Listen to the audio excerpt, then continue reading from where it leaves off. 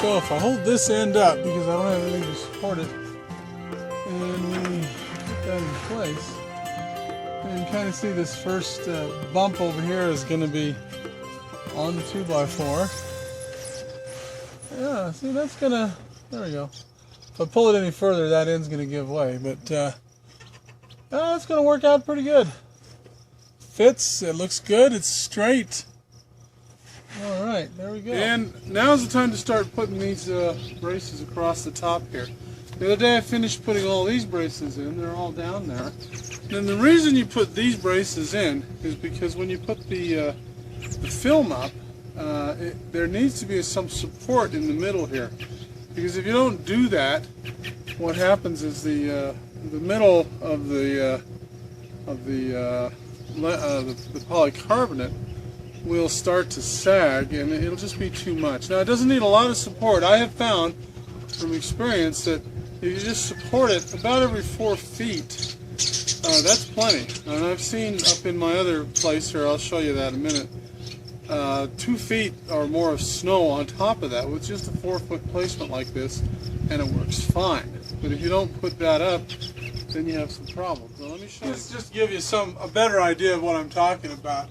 So I've moved it over to this side, and here I've got 8 feet on both sides. There's enough clearance so that I've got support on either side of the polycarbonate. It's not going to fall down, but as you can see right here in the middle, see how it flexes and bounces? You can't have it that loose when it's in the weather. And see if we can just stuff one of these up here for now to show you. Now see if you put that up there, you see it stabilizes it. Now you'll have to use imagination and imagine I can't, lift it up because it's screwed down, but you can see that it doesn't seem to wobble. And let me tell you from experience, putting pieces 4 feet apart like that, that does the trick, and it works really, really well. But don't do it without support like that at 4-foot intervals. Now some people just run 4-foot bars across and fasten it, longitudinally like that. I just don't like to do that because then you have the the whole length this way. It's not fastened anywhere except at those 4-foot points. So maybe I'm wrong, but I'm thinking that's probably not as sturdy doing it that way. But I've been doing it this way and haven't had any problems with it. And like I say, we've had high winds and a lot of snow load, and it works just fine. Now if you move it over here where you can see this board I've got wedged in here, now that adds the support that you need, and it works. And what that's also a place to screw down to, because it's where I'm at. Occasionally we get some pretty high winds. We've had 100-mile-an-hour winds here, and this stuff holds up really good as long as you don't let the wind get underneath it. And the way you stop that from happening is you fasten it down quite well. If the wind can't get at it and start to pick it up, it's going to stay there and it's going to do just fine. Well, this allows you another place to screw it down to make sure the wind can't pick it up or start it vibrating like that, because the vibrations will do something to it too if you let it vibrate for hours and hours and hours at a time. So the idea with putting these in is an extra support, and for snow load, because like I say, I've had snow up there. Let me run up there and show you here. Just hang on just a second.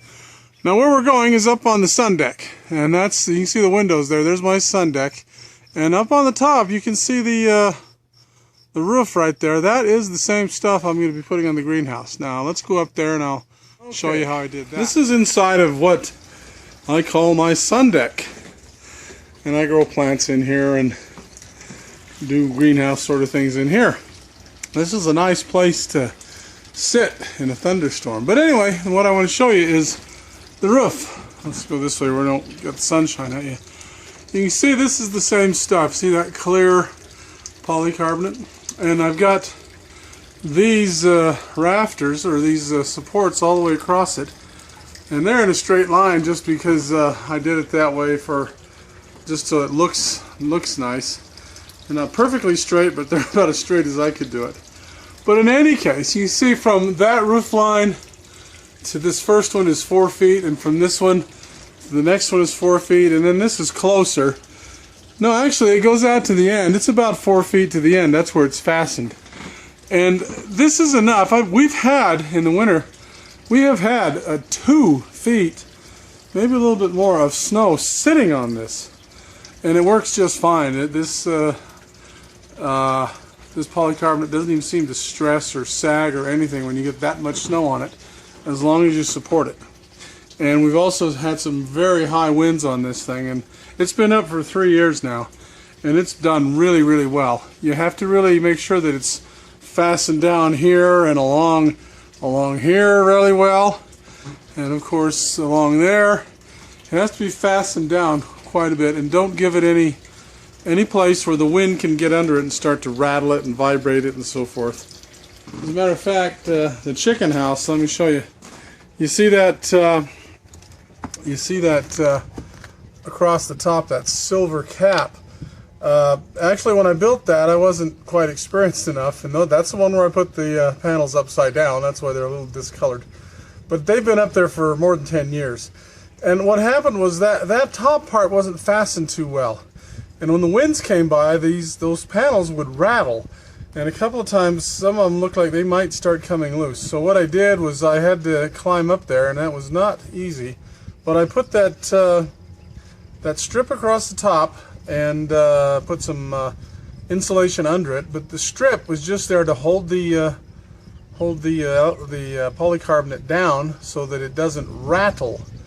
And that stopped it. It doesn't rattle in the worst wind now, and it stopped all the worry. But anyway, that's the whole point. When you do this, if you're going to do a greenhouse like this and you live where it's windy, make sure that you secure the polycarbonate to where it can't rattle or just start vibrate, or have enough of it sticking out over an edge or something to where the wind can get under it and lift it. Don't let that happen. I'm going to stagger these instead of putting them in a straight line. As you can see here, I've got these wedged up in here, but I'm going to stagger them like that because I'm going to have to fasten them by putting screws on this side and on that side.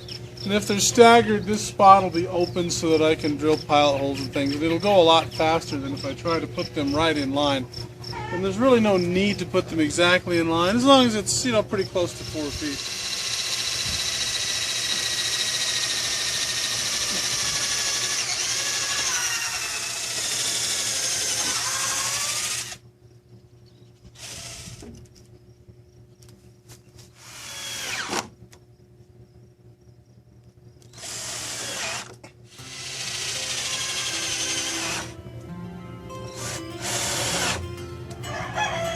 Okay, and so on all the way down. I'm not going to bore you with showing you the rest of it, but in any case, that's how we're going to be doing it all the way down this one, and we've got 2 more rows on the other side to do. So, get on with it. Here we go.